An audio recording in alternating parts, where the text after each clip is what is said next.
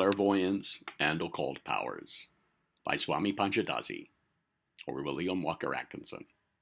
Lesson 6 was Clairvoyant Psychometry. This is Lesson 7, Clairvoyant Crystal Gazing. As I have informed you in the preceding lesson, crystal gazing is the second method of getting en rapport with the astral plane. Under the general term crystal gazing, I include the entire body of phenomena connected with the use of the crystal, the magic mirror, and so forth, the underlying principle being the same in all such cases. The crystal, etc., serves to focus the psychic energy of the person, in such a way that the astral senses are induced to function more readily than ordinarily. The student is cautioned against regarding the crystal or magic mirror as possessing any particular magic power in itself. On the contrary, the crystal or magic mirror serves merely as a physical instrument for the astral vision, just as the telescope or microscope performs a similar office for the physical vision. Some persons are superstitious regarding the crystal, and accord to it some weird supernatural power, but the true occultist, understanding the laws of the phenomena arising from its use, does not fall into this error. But notwithstanding what I have just said, I would be neglecting my full duty in the matter if I failed to call your attention to the fact that the continued use of a particular crystal often has the effect of polarizing its molecules so as to render it a more efficient instrument as time passes by. The longer the crystal is used by one person, the better does it seem to serve the uses of that person. I agree with many users of the crystal in their belief that each person should keep his crystal for his own personal use, and not allow it to be used indiscriminately by strangers or by persons not in sympathy with occult thought. The crystal tends to become polarized according to the requirements of the person habitually using it, and it is foolish to allow this to be interfered with. The use of crystals and other bright, shining objects has been common to psychic investigators of all times and in practically all lands. In the earlier days of the race, pieces of clear quartz or shining pebbles were generally employed. Sometimes pieces of polished metal were so used. In fact, nearly every object capable of being polished has been employed in this way at some time by some person. In our own day, the same condition exists. In Australia, the native soothsayers and magicians employ water and other shining objects, and, in some cases, even bright flames, sparks, or glowing embers. In New Zealand, the natives frequently employ drops of blood held in the hollow of the hand. The Fijians fill a hole with water and gaze into it. South American tribes use the polished surface of black or dark-colored stones. The American Indians use water or shining pieces of flint or quartz. Shining pieces of metal are frequently used by the primitive races. Lang, writing on the subject, said, "They stare into a crystal ball, a cup, a mirror, a blot of ink, a drop of blood, a bowl of water, a pond, water in a glass bowl, or almost any polished surface." Excuse me again. In the present-day revival of interest in crystal gazing among the wealthier classes of Europe and America, some of the high-priced teachers have insisted upon their pupils purchasing pure crystal globes, claiming that these alone are capable of serving the purpose fully, but as such crystals are very expensive. This advice has prevented many from experimenting, but that advice is erroneous, for any globe of clear quartz or even molded glass will serve the purpose equally well, and there is no need of spending $25 to $50 or more dollars for a pure crystal globe. For that matter, you may obtain very good results from the use of a watch crystal laid over a piece of black velvet. Some today use with the best effect, small polished pieces of silver or other bright metal. Others follow the old plan of using a large drop of ink poured into a small butter plate. Some have small cups painted black on the inside into which they pour water and obtain excellent results therefrom. Above all, excuse me, I caution the student to pay no attention to instructions regarding the necessity of performing incantations or ceremonies over the crystal or other object employed in crystal gazing. This is but a bit of idle superstition, and it serves no useful purpose except possibly that of giving the person confidence in the thing. All ceremonies of this kind have for their purpose merely the holding of the attention of the person investigating, and giving him confidence in the result, the latter having a decided psychological value, of course. There are but few general directions necessary for the person wishing to experiment in crystal gazing. The principal thing is to maintain quiet, and an earnest, serious state of mind. Do not make a merry game of it, if you wish to obtain results. Again, always have the light behind your back, instead of facing you. Gaze calmly at the crystal, but do not strain your eyes. Do not try to avoid winking your eyes. There is a difference, you see, between gazing and staring, remember. Some good authorities advise making funnels of the hands and using them as you would a pair of opera glasses. In many cases, a number of trials are required before you will be able to get good results. In others, at least some results are obtained at the first trial. It is a good plan to try to bring into vision something that you have already seen with the physical eyes, some familiar object.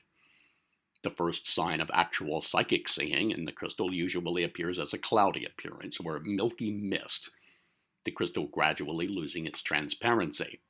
In this milky cloud then gradually appears a form, a face, or some scene of some kind, more or less plainly defined. If you have ever developed a photographic film or plate, you will know how the picture gradually comes into view. W.T. Stead, S-T-E-A-D, the eminent English investigator of psychic phenomena, has written as follows regarding the phenomena of crystal gazing. Quote, there are some persons who cannot look into an ordinary globular bottle without seeing pictures form themselves without any effort or will on their part in the crystal globe. Crystal gazing seems to be the least dangerous and most simple of all forms of experimenting. You simply look into a crystal globe the size of a 5-shilling piece, or a water bottle which is full of clear water, and which is placed so that too much light does not fall upon it, and then simply look at it. You make no incantations, and engage in no mumbo-jumbo business. You simply look at it for 2 or 3 minutes, taking care not to tire yourself, winking as much as you please, but fixing your thought upon whatever you wish to see. Then, if you have the faculty, the glass will cloud over with a milky mist, and in the center the image is gradually precipitated in just the same way as a photograph forms on the sensitive plate. End of quote. The same authority relates the following interesting experiment with the crystal. Quote, Miss X, upon looking into the crystal on 2 occasions as a test, to see if she could see me when she was several miles off, saw not me, but a different friend of mine on each occasion. She had never seen either of my friends before, but immediately identified them both on seeing them afterward at my office. On one of the evenings on which we experimented in the vain attempts to photograph a double, I dined with Madame C. and her friend at a neighboring restaurant. As she glanced at the water bottle, Madame C. saw a picture beginning to form, and, looking at it from curiosity, described with considerable detail an elderly gentleman whom she had never seen before, and whom I did not in the least recognize from her description at the moment. 3 hours afterward, when the séance was over, Madame C. entered the room and recognized Mr. Elliot, of Elliot and Fry, as the gentleman whom she had seen and described in the water bottle at the restaurant. On another occasion, the picture was less agreeable. It was an old man lying dead in bed with someone weeping at his feet, but who it was, or what it related to, no one knew. End of quote. Andrew Lang, another prominent investigator of psychic phenomena, gives the following interesting experiment in crystal gazing. Quote, I had given a glass ball to a young lady, Miss Bailey, B-A-I-L-L-I-E, who had scarcely any success with it. Well, she lent it to Miss Leslie, who saw a large, square, old-fashioned red sofa covered with muslin, which she afterward found in the next country house she visited. Miss Bailey's brother, a young athlete, laughed at these experiments. He took the ball into his study and came back looking grayish. He admitted that he had seen a vision. somebody he knew under a lamp.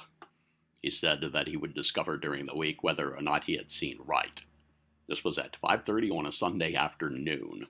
On Tuesday, Mr. Bailey was at a dance in a town 40 miles from his home and met a Miss Preston.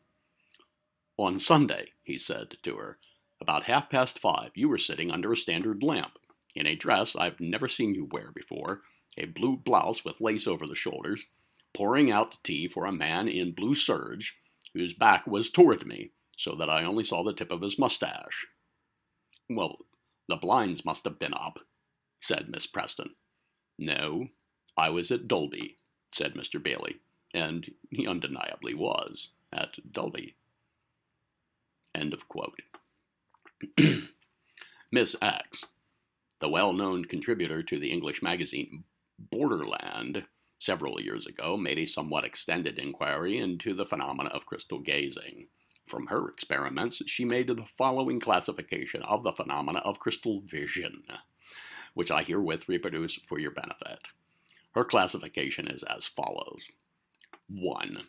Images of something unconsciously observed.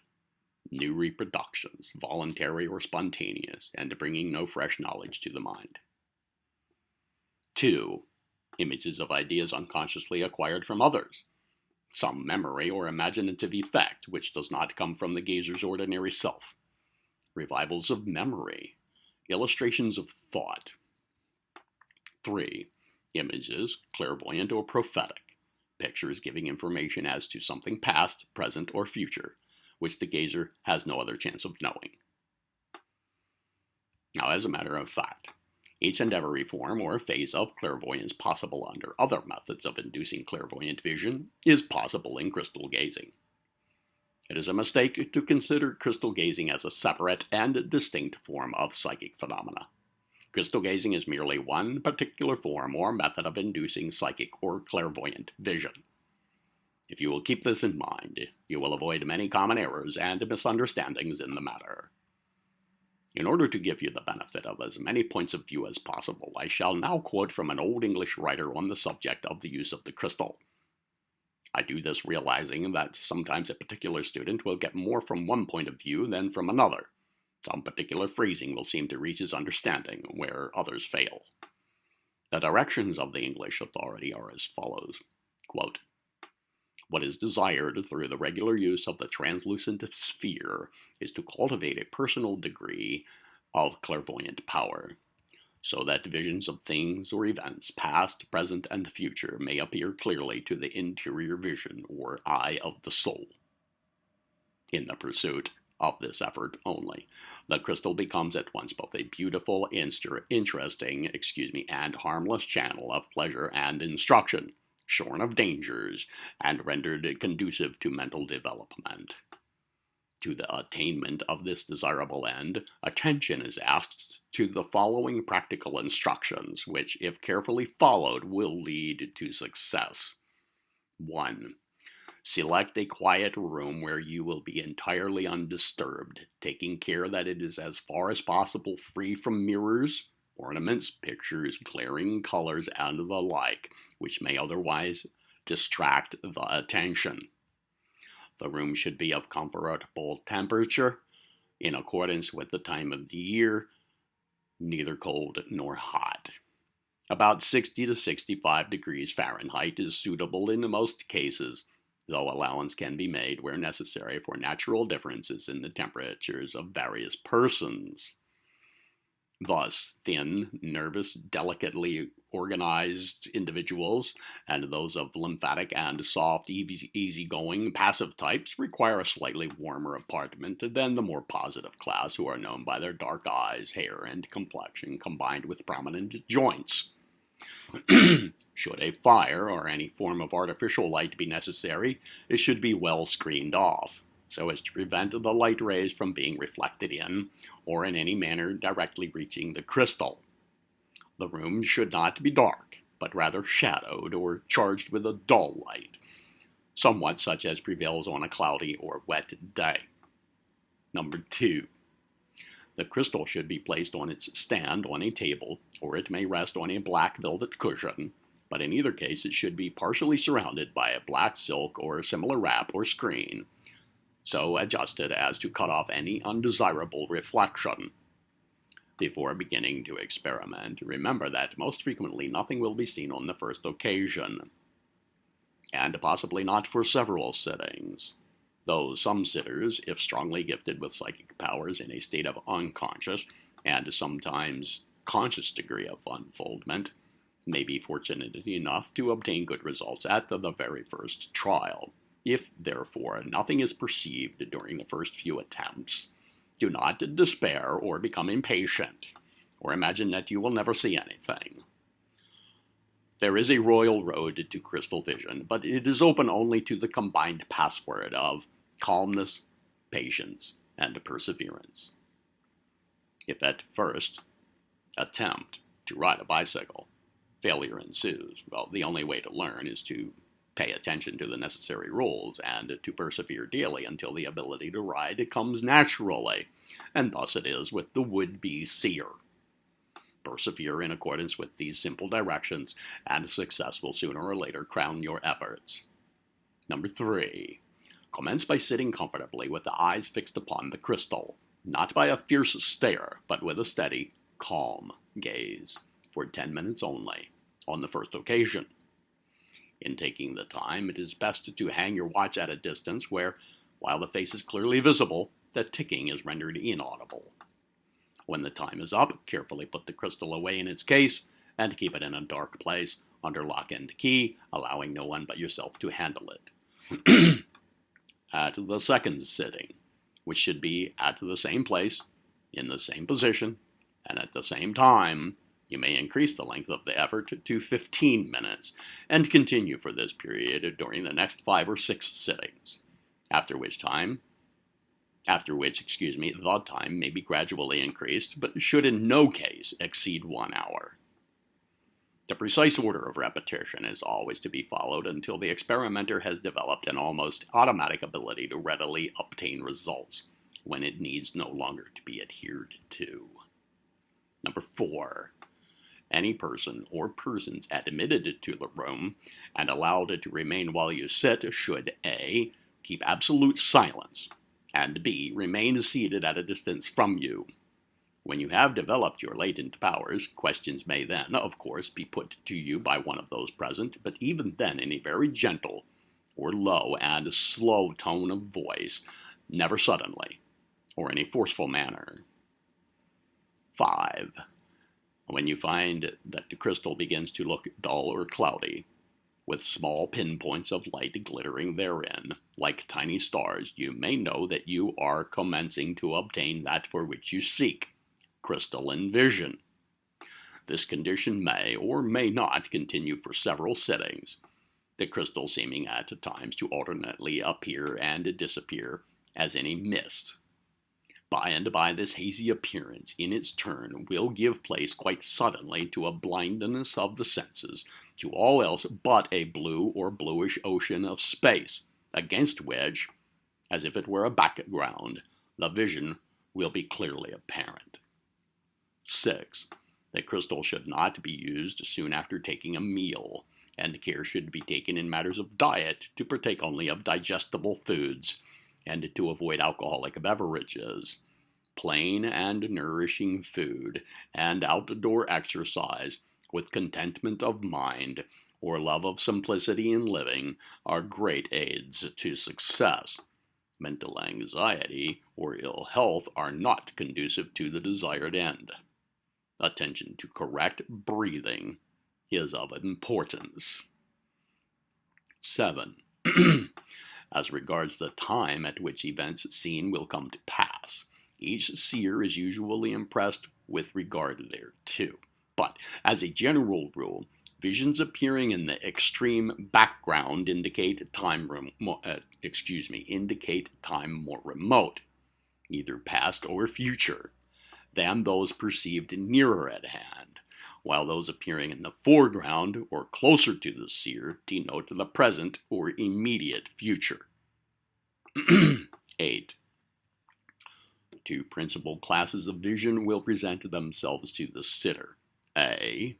The symbolic, indicated by the appearance of symbols such as a flag, a boat, knife, gold, etc., and B, actual scenes and personages, in action or otherwise.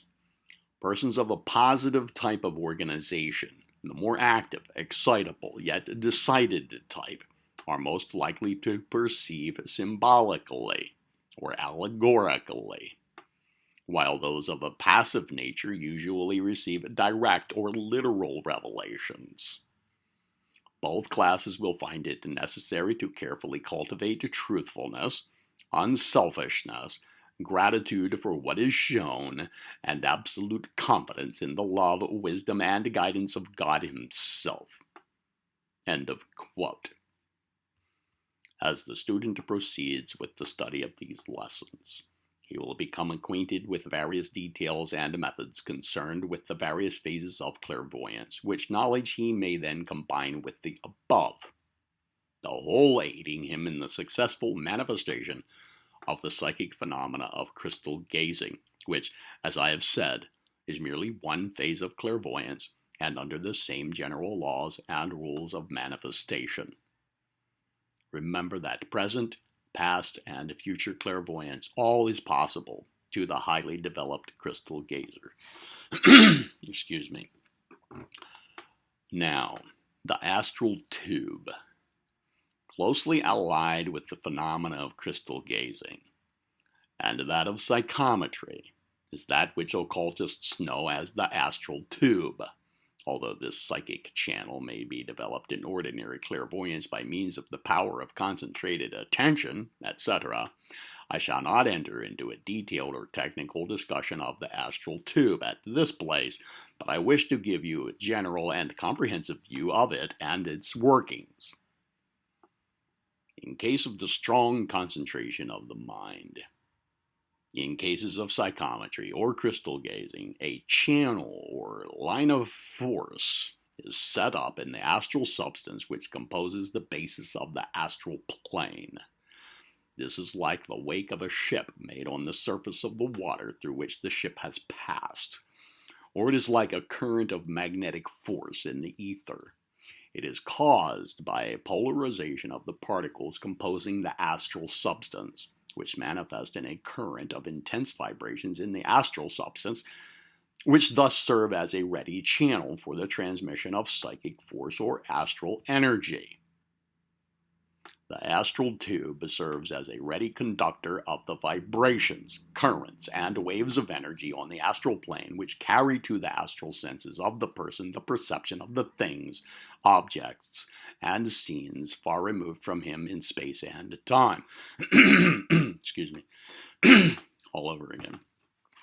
How these things far removed in space and time are perceived by the astral seer is explained in subsequent lessons of this course. At this place, we are concerned merely with the channel through which the currents of energy flow, and which has been called the astral tube. As a writer well says, quote, "Through the astral tube, the astral senses actually sense the sights, and often the sounds, being manifested at a distance, just as one may see distant sights through a telescope, or hear distant sounds through a telephone. The astral tube is used in a variety of forms of psychic phenomena.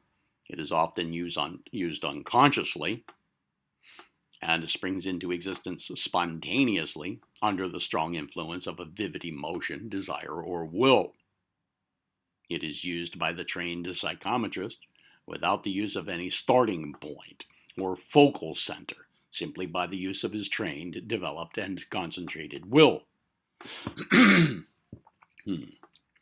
But its most familiar and common use is in connection with some object serving as a starting point or focal center. The starting point or focal center above mentioned is generally either what is known as the associated object, in the class of phenomena generally known as psychometry, or else a glass or crystal ball, or similar polished surface, in what is known as crystal gazing." End of quote. Another authority tells his readers that, quote, "Astral sight, when it is cramped by being directed along what is practically a tube, is limited very much as physical sight would be under similar circumstances, though if possessed in perfection, it will continue to show, even at that distance, the auras and therefore all the emotions and most of the thoughts of the people under observation. But, it may be said, the mere fact that he is using astral sight ought to enable him to see things from all sides at once, and so it would, if he were using that sight in a normal way upon an object which was fairly near him, within his astral reach, as it were. But at a distance of hundreds or thousands of miles, the case is very different. Astral sight gives us the advantage of an additional dimension. But there is still such a thing as position in that dimension, and it is naturally a potent factor in limiting the use of the powers on that plane. The limitations resemble those of a man using a telescope on the physical plane. The experimenter, for example, has a particular field of view which cannot be enlarged or altered. He is looking at his scene from a certain direction, and he cannot suddenly turn it all around and see how it looks from the other side. If he has sufficient psychic energy to spare, he may drop altogether the telescope he is using and manufacture an entirely new one for himself, which will approach his objective somewhat differently. But this is not a course at all likely to be adopted in practice. End of quote. The student will find that, as we progress, many of these points, which now seem complicated and obscure, will gradually take on the aspect of simplicity and clearness. We must crawl before we can walk, in psychic research as well as in everything else. Lesson 8 will be Clairvoyant Reverie.